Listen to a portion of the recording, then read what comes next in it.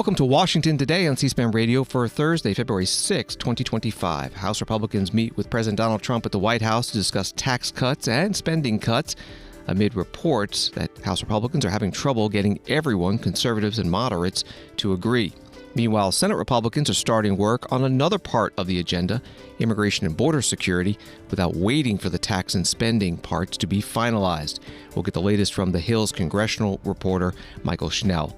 A federal judge delays tonight's midnight deadline Elon Musk's Department of Government Efficiency gave to 2 million federal employees to take buyout offers or potentially face layoffs. The new deadline is Monday.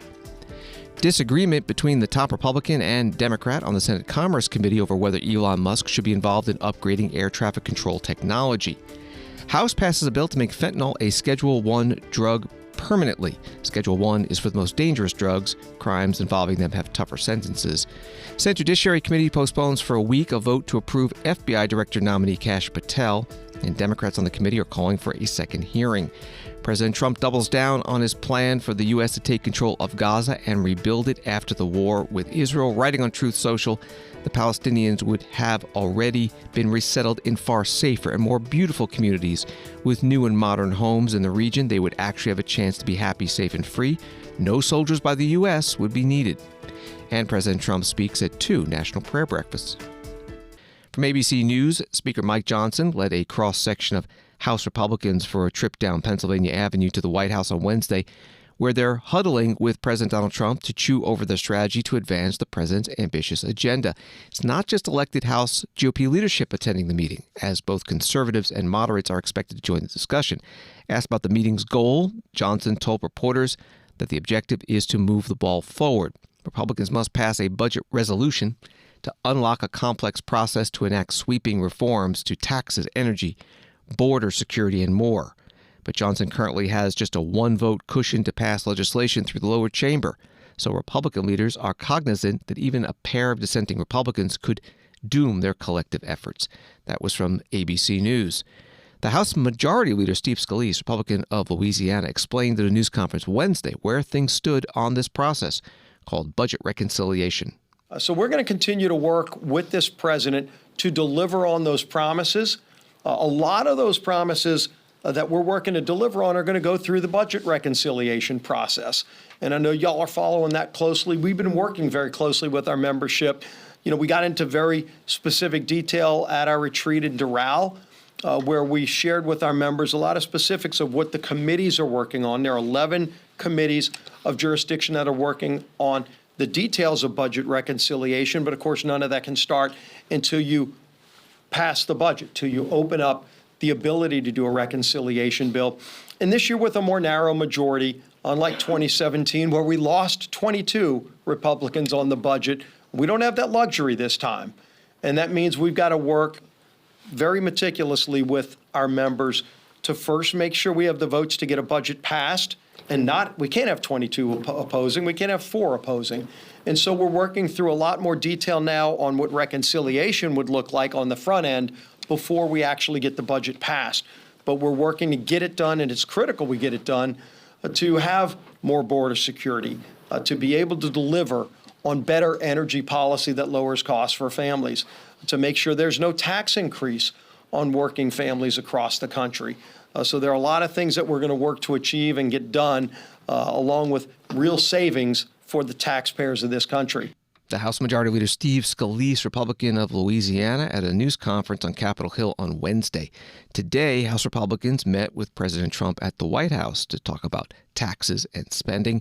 The White House Press Secretary Caroline Leavitt spoke with reporters in the White House driveway, asked about their discussions, specifically on taxes.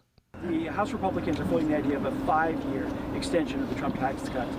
President Trump wants it permanent. Would he sign a bill that has just a 5-year extension? So I'm glad you brought up taxes. Do you mind holding this so I can bring my receipts? I like to bring the receipts. So these are the tax priorities of the Trump administration that the president has laid out for members in that meeting today. No tax on tips, which is obviously a very public campaign promise that the president made. No tax on seniors' Social Security. No tax on overtime pay. Renewing President Trump's 2017 middle-class tax cuts. Again, these are the president's priorities. Adjusting the SALT cap, eliminate all the special tax breaks for billionaire sports team owners, close the carried interest tax deduction loophole, tax cuts for Made in America products. This will be the largest tax cut in history for middle-class working Americans. The president is committed to working with Congress to get this done. The White House Press Secretary Caroline Leavitt speaking to reporters in the White House driveway. Congressman Lloyd Doggett, Democrat of Texas, got a question about carried interest at a news conference on Capitol Hill. Carried interest is when hedge funds or private equity or similar institutions invest money for their clients and get paid a percentage of the returns. That's taxed at the capital gains rate, lower than the income tax rate. Here's Congressman Doggett. The president told House Republicans today that he wants to close the carried interest loophole as part of the reconciliation package. Hoping to get your response from anybody. Well, yeah, you'll want to comment, but I think it's like everything else he says, and that's the problem in resolving the continuing resolution and so many other issues we have here. There's no trust there because he changes his position from day to day, hour to hour. And so until you see it, don't believe it. Congressman Lloyd Doggett, Democrat from Texas, at a news conference. An article from The Hill. House and Senate Republicans are plowing full steam ahead with conflicting strategies to enact President Trump's sweeping agenda, putting the two conferences on a collision course. Joining us now to discuss this is the author of that article, reporter Mychael Schnell. Thanks for being with us. What is this collision course? Yeah, so essentially this has been the debate between the House Republicans and Senate Republicans for weeks now. It's whether to move a single reconciliation bill or two reconciliation bills. And while we know that these have been the disagreements and both chambers have been saying that they are going to move ahead in their own fashion, that debate is set to come to a head in the coming weeks because the House right now is still searching for a solution on how to move a single reconciliation bill, but the Senate seems to be getting antsy. And Senate Republicans next week plan to mark up a budget resolution for the first part of a two-part Trump agenda legislative effort. And so because the Senate is now going to be marking up that legislation next week, it sort of puts the two on a collision course as they're both, again, barreling full steam ahead on these different paths. So this disagreement is set to come to a head very shortly, and it still remains unclear how it's going to end up. What is the disagreement with the House Republicans when it comes to tax cuts, spending cuts? They're at the House Republicans are at the White House today meeting with the president about this. Yeah, that's right. It's really centered around spending cuts and the numbers here. When you work with budget reconciliation, you have to work with very specific rules. The parliamentarian has very specific rules for how this process can play out. And a lot of hardline conservative Republicans are saying that they want the package to be deficit neutral. So in order for that to happen, you need to have a certain number of level of spending cuts while also trying to get all of Trump's priorities crammed into the legislation. So it's sort of a seesaw to see how deep of cuts do you need to satisfy those hardline conservatives, but you don't want to go too deep or else then you'll turn off some moderate Republicans.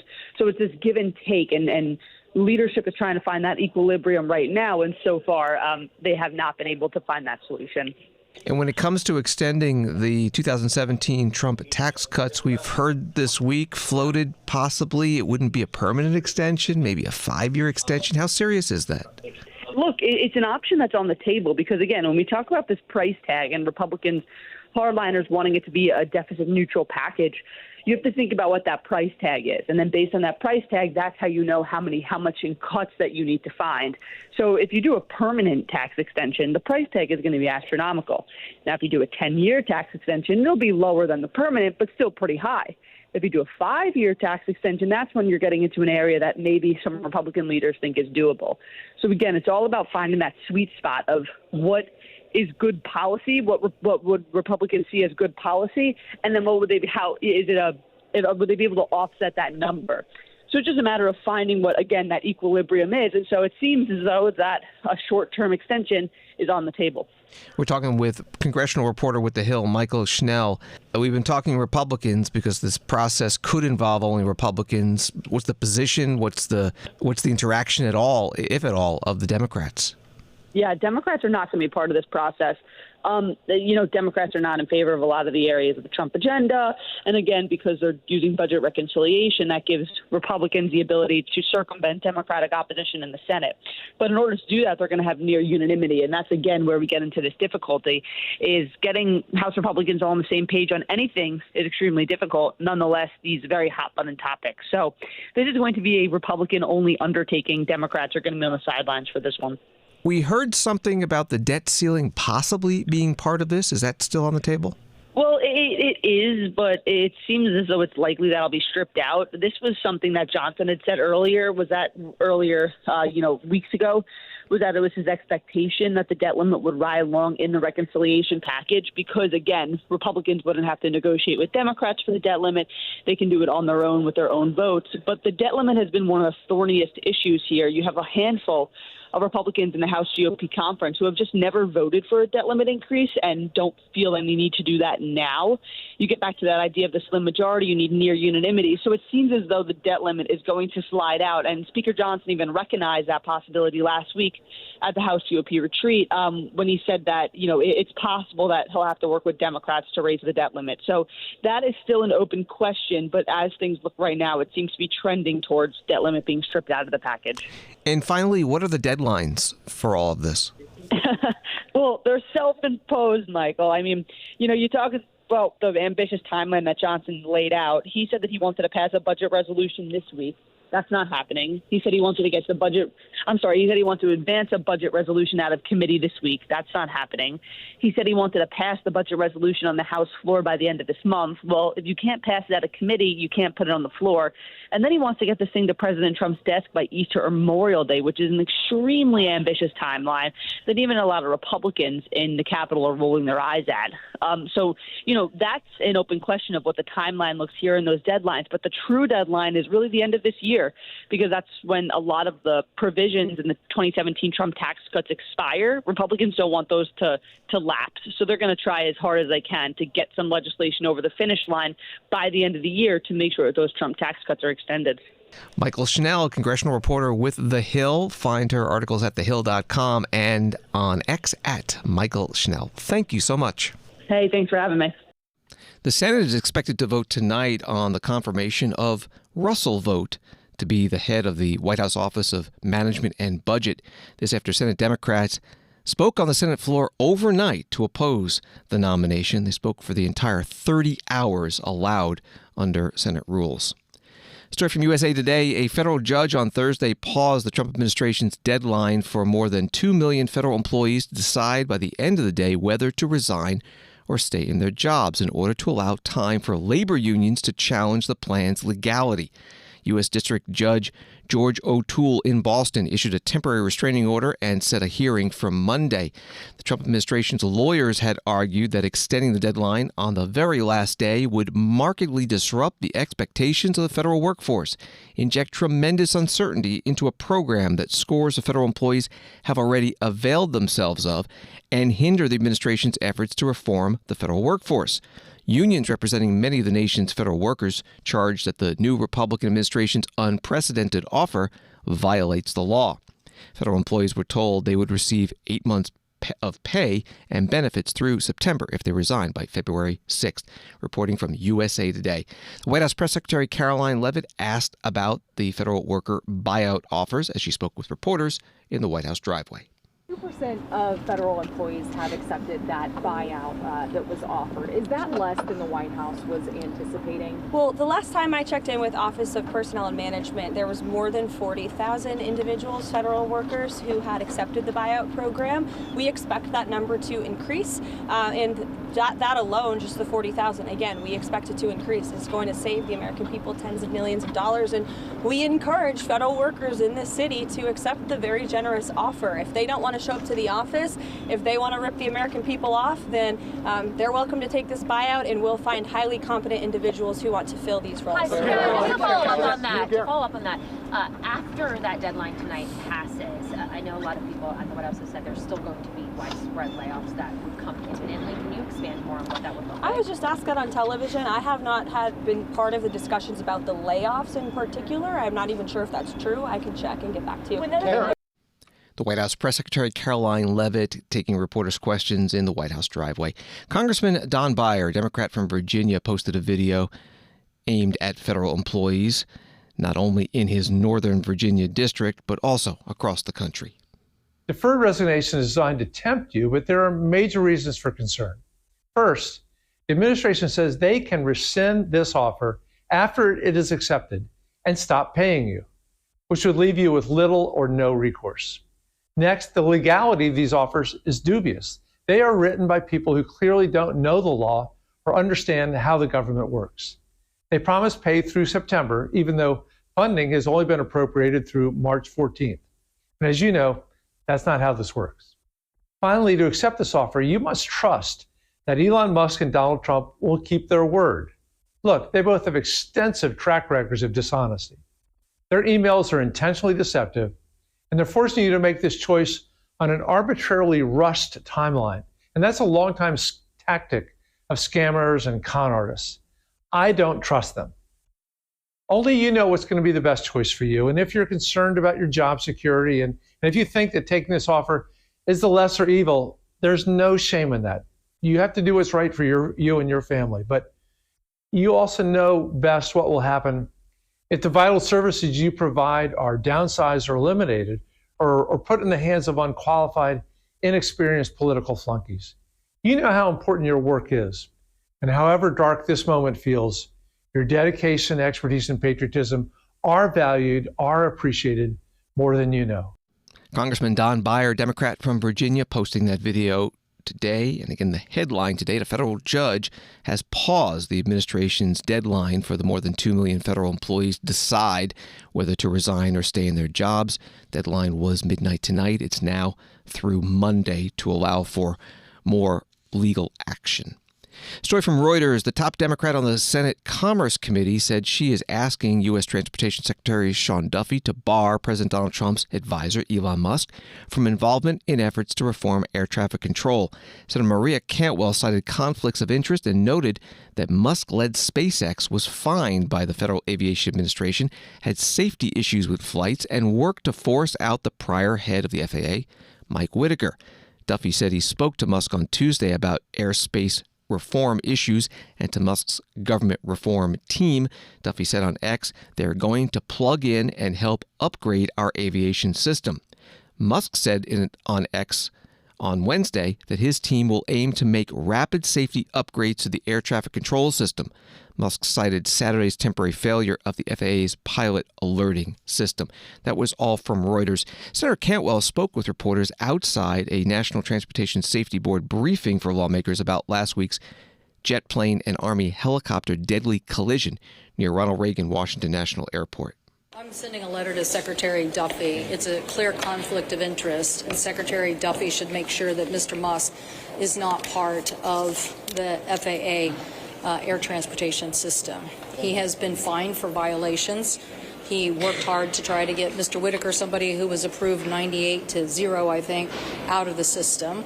And it is a clear conflict of interest. How bad of an idea is it to have DOJ involved in FAA, and their imprimatur has been cut, and they're short on controllers? The Congress has spoken. We want 3,000 more air traffic controllers. If President Trump and the administration want to talk to Congress about ways to get even more air traffic controllers because they've been working 6 days a week, we will certainly take that conversation. And if they wants to help implement next gen faster, we will take that. And if he wants to help implement standards for both the military and other commercial airplanes to have this what is called ADSB in and out, which gives you more information about who's in your airspace, we gladly welcome that too. What we don't welcome is a man who's regulated by this sector and who has had fines for violation of safety, which is launch issues related to protecting the flying public at a time when you need the FAA to call the shots and say, don't launch now because there could be a conflict in the airspace. The last thing I want is that guy trying to control the airspace. Senator Maria Cantwell, Democrat from Washington State, ranking member on the Commerce, Science, and Transportation Committee, speaking to reporters outside an NTSB briefing about last week's jet plane helicopter deadly collision over the Potomac River. The committee chair, Ted Cruz, Republican of Texas, also spoke with reporters and had a different perspective about FAA reform. Senator, are you comfortable with Elon Musk having a role in upgrading or overhauling air traffic control? I think that's actually tremendously important. I have been advocating for a long time modernization of air traffic control. Our air traffic control technology is from the 1950s. We are literally using radar and strips of paper and floppy disks. And the fact that Elon Musk, one of the top technology CEOs on planet Earth, is available to bring his expertise and the expertise of world-class engineers to bring air traffic control out of the 1950s and into the 21st century. I think that is a real opportunity. I'm glad President Trump raised that issue this morning at the prayer breakfast. That, as I said, is something I've been advocating for a long time, but there's no doubt that having current technology rather than technology decades out of date would make everyone safer. Senator Ted Cruz, Republican from Texas, chair of the Commerce, Science, and Transportation Committee on Capitol Hill with reporters. He mentioned President Donald Trump today at the National Prayer Breakfast in the U.S. Capitol building. The president said that the American Airlines jet and Army helicopter collision that killed more than 60 people should remind us all that we have to make the most out of every single day we have. The president said he supports FAA technology updates to make sure that a collision like that doesn't happen again. I think what is going to happen is we're all going to sit down and do a great computerized system for our control towers, brand new, not pieced together, obsolete like it is land-based, trying to hook up a land-based system to a satellite system. And the first thing that some experts told me when this happened is you can't hook up land to satellites and you can't hook up satellites to land. It doesn't work. And we spent billions and billions of dollars trying to renovate an old broken system instead of just saying cut it loose and let's spend less money and build a great system done by 2 or 3 companies, very good companies, specialists, that's all it is. They used 39 companies. That means that 39 different hookups have to happen. And I don't know how many people of you are good in terms of all of the kind of things necessary for that. And it's very complex stuff. But when you have 39 different companies working on hooking up, different cities had different people, you need one company with one set of equipment. And there are some countries that have unbelievable air controller systems, and bells would have gone off when that helicopter literally even hit the same height because it traveled a long distance before it hit. It was just wouldn't stop. It was, follow the line. But bells and whistles would have gone off. They have them where it actually could virtually turn the thing around. It would have just never happened if we had the right equipment. And one of the things that's going to be, I'm going to be speaking to John and to Mike and to Chuck and to everybody. We have to get together and just, as a single bill, just pass where we get the best control system. President Donald Trump at the National Prayer Breakfast in the U.S. Capitol building this morning. Associated Press article says there was concern after the crash that Donald Trump's efforts to slash the size of the federal workforce could worsen the shortage of air traffic controllers if some of them accepted the deferred resignation offers sent to all federal employees last week. But air traffic controllers were told by their union Thursday that certain positions within the Federal Aviation Administration, including theirs, were exempt. This is Washington Today.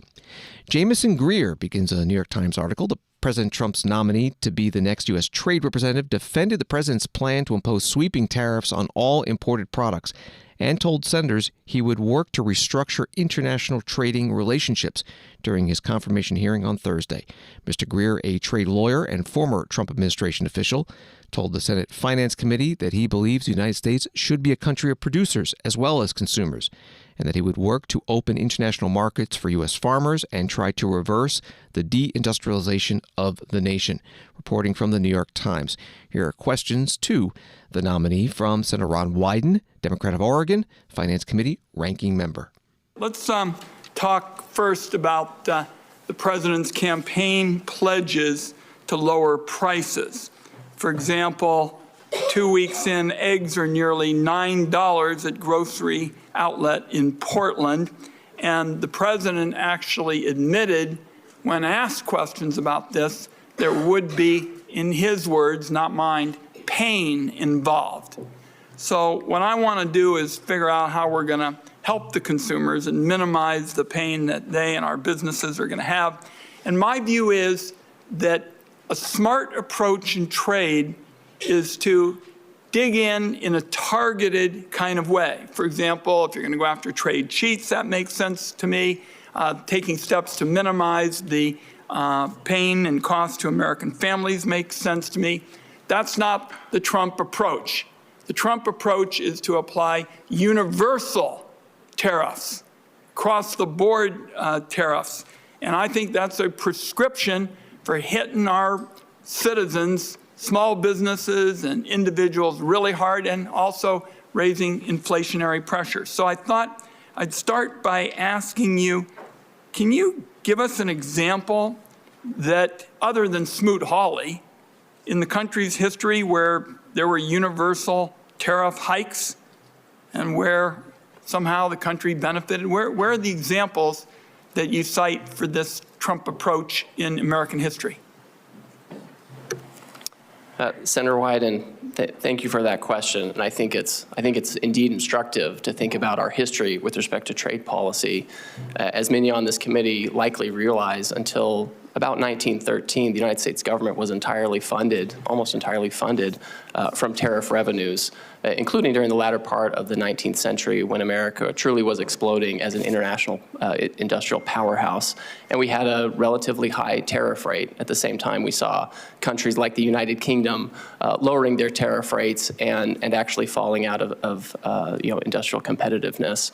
I would say also you have instances in the past where when we have seen what happens when the reverse happens. For example, when we gave China permanent market access to the United States. What I'm asking about is an example for the idea that the president has made number one on the trade policy list, a universal tariff. I like a toolbox. I'm prepared to put a tariff in there, and there are instances where it's valuable. But I'd like to see some kind of lodestar here that shows us why we ought to go in the direction the president's going, because I haven't seen one. Certainly. Well, when you look at the trade policy memo that the administration released, they have a part about fair and balanced trade, and in part of that, they discuss what you've mentioned, Senator, which is the possibility of a universal tariff. And it's talked about in the context of our trade deficit, which is over $1 trillion. And part of the question is, how large of a trade deficit do we want? Because the trade deficit represents, in large part, manufacturing jobs that have gone overseas and other things like that. And a universal tariff is something that should be studied and considered to see if it can reverse the direction of that deficit and the offshoring that I don't think any of us want. I'll hold the record open. I've asked 3 times for an example of where there was history that the president's approach, the across-the-board tariff approach rather than the targeted one, made sense. We'll keep the record open. Let the record note that I asked it 3 times and there were no examples. Senator Ron Wyden, Democrat from Oregon, ranking member on the Senate Finance Committee, questioning U.S. Trade Representative nominee Jamieson Greer. Reuters writes an emerging trade war between the United States and China could drive U.S. crude exports lower in 2025 for the first time since the pandemic by reducing access to the Chinese market, according to analysts. That outlook reflects a potential unintended consequence of President Donald Trump's protectionist policies, running counter to his administration's vow to maximize already record-high U.S. oil and gas production. Reporting from Reuters. Wall Street today, the Dow down 125, NASDAQ up 99, S&P up 22.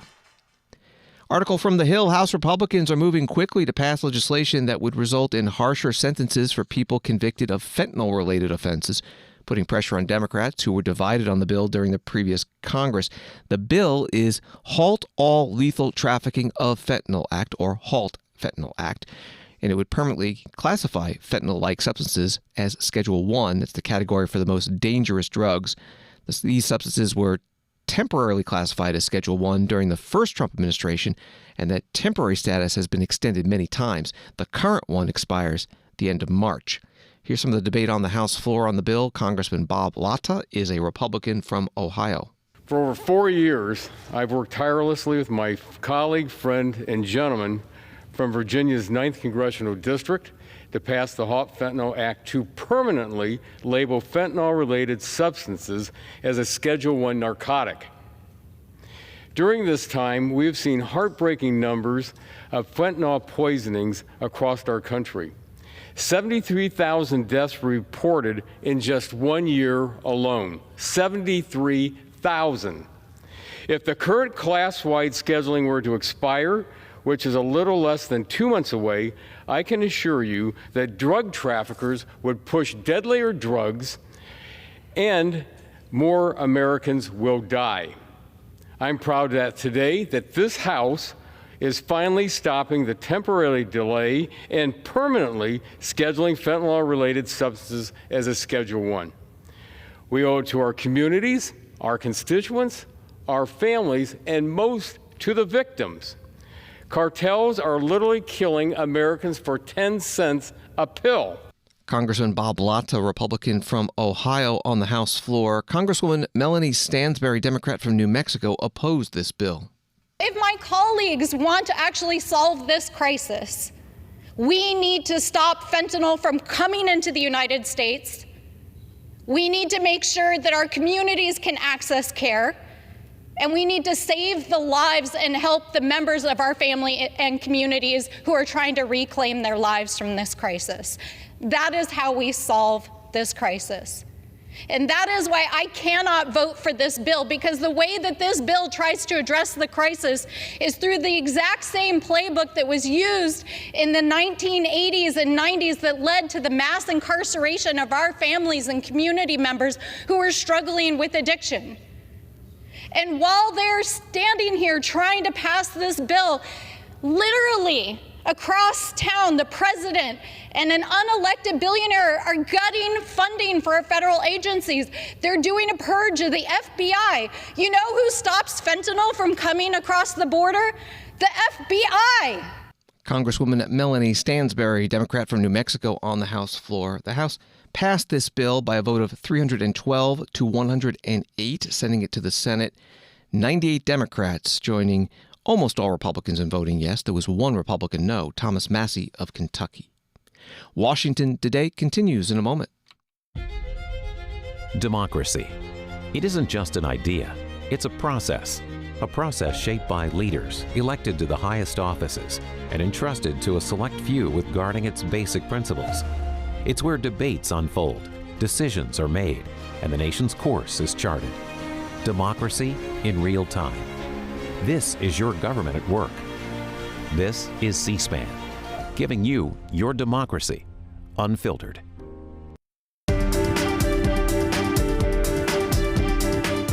Welcome back to Washington Today, available as a podcast on the free C-SPAN Now mobile app and wherever you get your podcasts.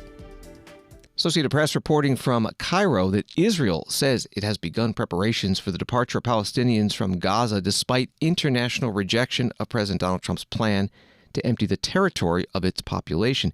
Egypt has launched a diplomatic blitz behind the scenes against the proposal, warning it would put its peace deal with Israel at risk, officials said.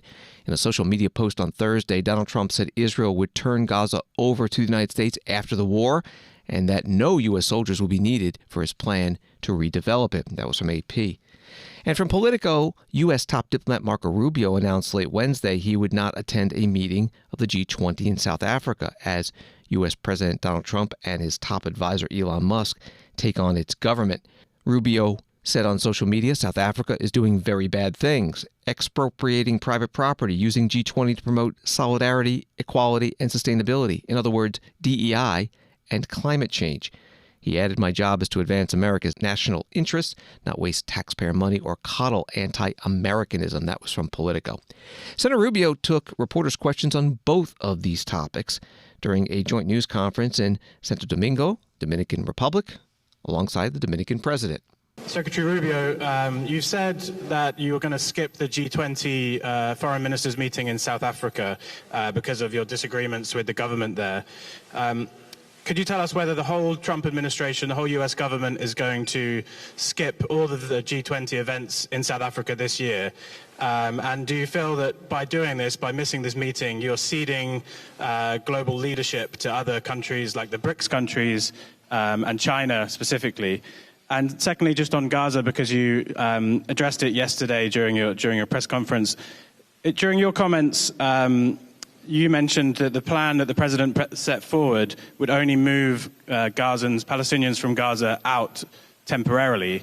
The president has said, I think it's pretty clear from his comments today, that he's talking about permanently resettling Palestinians from Gaza.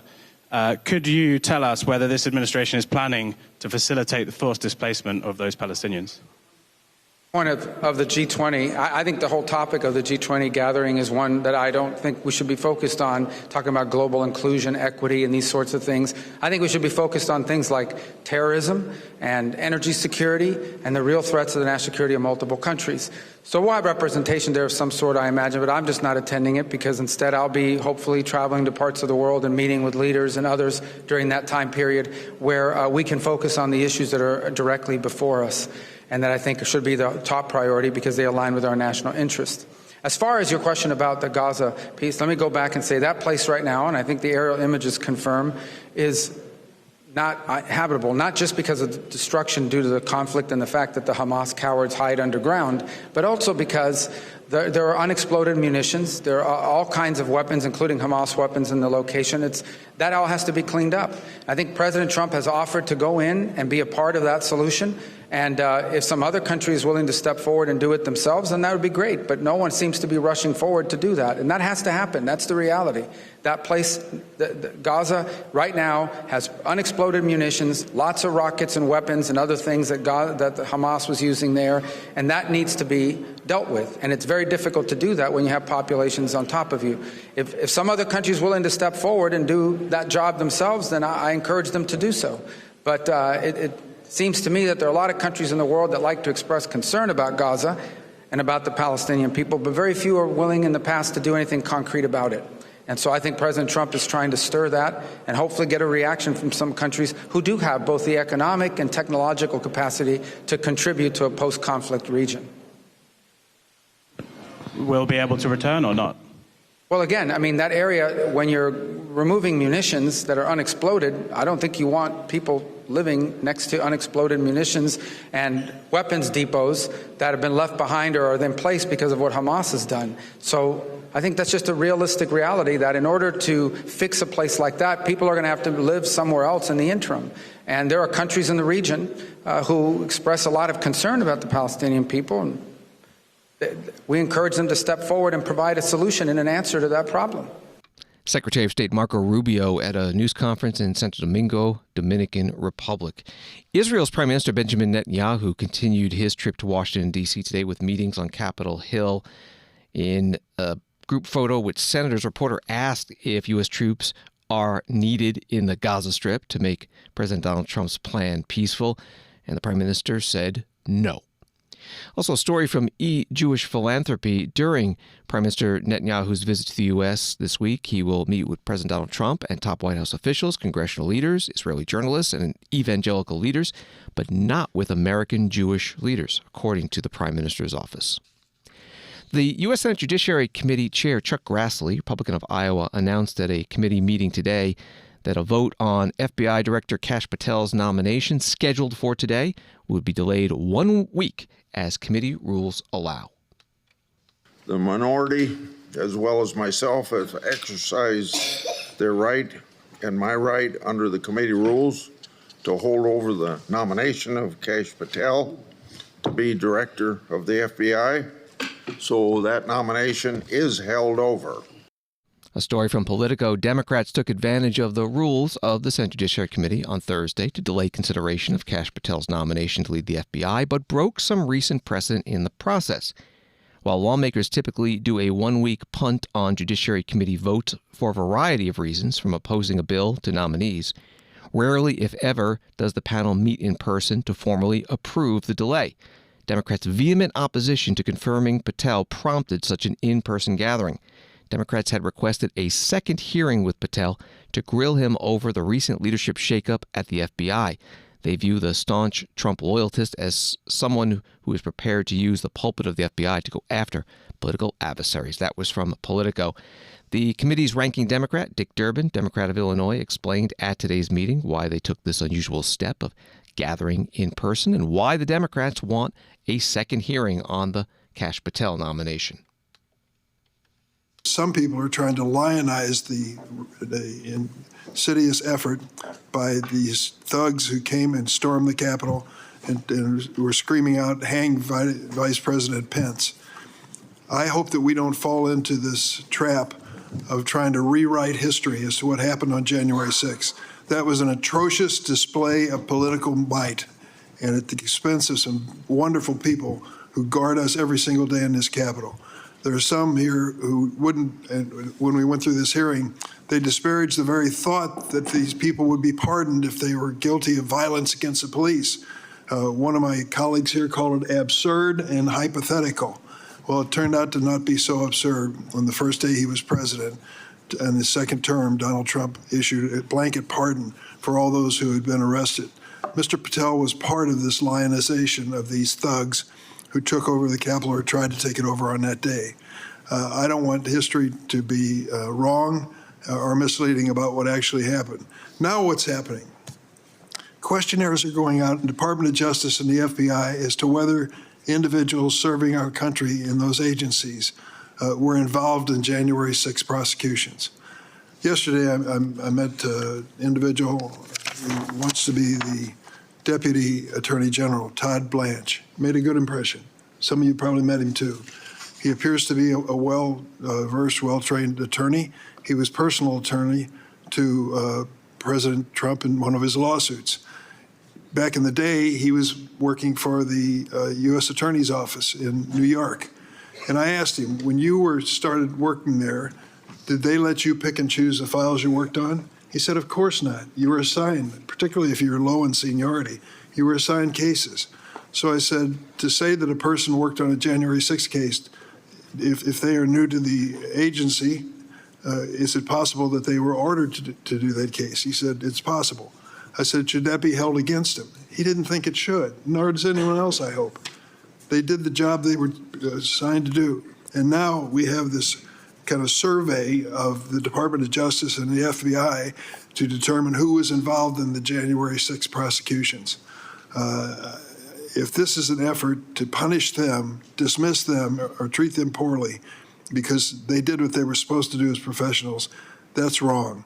And I look at the involvement of Kash Patel in this whole episode from start to finish. I read his book start to finish.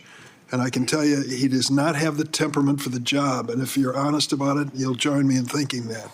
He is always trying to go after those who disrespected him and wronged him politically and get even with them. For God's sake, to give the most sweeping investigative agency in the United States and the world over to this man to settle political scores is something we're going to regret. That's why we asked for a second hearing on this. I hope that we don't have to do it again, and I hope that some members on the Republican side will think twice on this issue. The Senate Judiciary Committee ranking Democrat Dick Durbin at today's meeting. Senator John Kennedy, Republican from Louisiana, asked to speak at the meeting to respond to Senator Durbin. I just wanted to respond briefly to my colleague, Senator Durbin. Senator, I listened carefully to what you said. I do not know a single member of this body that condones what happened on January 6th. And I want to be very clear. But the United States Supreme Court has been very clear. The United States Supreme Court has ruled that the United States Department of Justice overcharged many of the January 6th defendants using an Enron era obstruction of justice statute. And I don't see anything wrong with the Department of Justice under new leadership finding out or trying to find out why that happened. I'm curious. I know you're a good lawyer. You should be curious, too. That's the only point I wanted to make. Senator John Kennedy, Republican from Louisiana, at today's Judiciary Committee meeting where a vote on the FBI Director Kash Patel's nomination was rescheduled for a week from today, but at this point, no second hearing, as the Democrats have asked for, is on the calendar. Senate Republicans plan to move next week on the Senate floor to the nominations of Tulsi Gabbard for Director of National Intelligence and Robert F. Kennedy Jr. for Health and Human Services Secretary. Story from the Washington Post. President Donald Trump spoke Thursday about the importance of religion, but also used a speech at the National Prayer Breakfast to advocate for new air traffic control technologies and to press the case for cracking down on immigration and barring transgender athletes from competing in women's and girls' school-sponsored sports. Speaking at a second prayer breakfast Thursday, Donald Trump announced a new task force to combat anti-Christian bias. That was from the Washington Post. The first prayer breakfast was held in the U.S. Capitol building. It's a 70-year-old tradition and also bipartisan. Senator Maggie Hassan, Democrat from New Hampshire, is honorary co-chair this year. We are grateful for all of you in attendance today as we gather to pray. And as we begin this morning, I am hopeful that we remember Abraham Lincoln's famous admonition. When, during the Civil War, a member of the clergy said, "Mr. President, let us pray that God is on our side," Mr. Lincoln responded, "No, gentlemen, we should pray not that God is on our side, but that we are on God's." Senator Maggie Hassan, Democrat from New Hampshire, at the National Prayer Breakfast in the U.S. Capitol, where President Trump gave a speech and at one point talked about the assassination attempt against him last summer. You know, the chart is rarely brought down. I brought it down maybe 20%, and 20% of the time. And it's never on my right, it's always on my left. And it's always at the end of the speech, never the beginning of the speech. And if I was a little more than that 90-degree angle, it would be no good. And if I was a little less, it would be no good. It had to be perfect. The thing went right along the edge. It didn't affect my hair. Can you believe that? Might have touched it, but not where it counts. Not the skin part. But honestly, it's a mirror. It changed something in me. I feel even stronger. I believed in God, but I feel much more strongly about it. Something happened. So, thank you. Thank you. President Donald Trump at the National Prayer Breakfast in the U.S. Capitol. After that speech, he went to a second prayer breakfast at a nearby hotel where he announced the creation of a new task force. My administration is absolutely committed to defending this proud heritage, and I will always protect religious liberty.